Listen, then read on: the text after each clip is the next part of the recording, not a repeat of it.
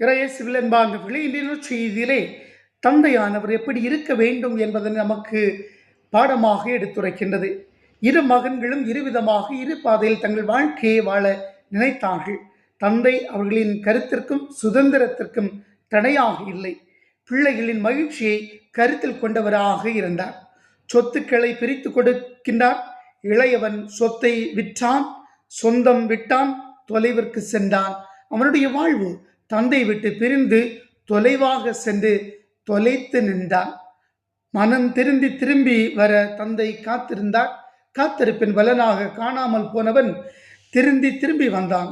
தந்தை ஏற்றுக்கொண்டார்.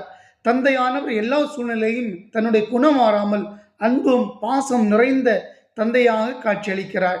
தந்தையாகிய கடவுளும் இவ்வாறு நம்மோடு செயல்படுகிறார். திரும்பி வருவோம். இந்த நாள் நல்ல நாளாக அமையட்டும்.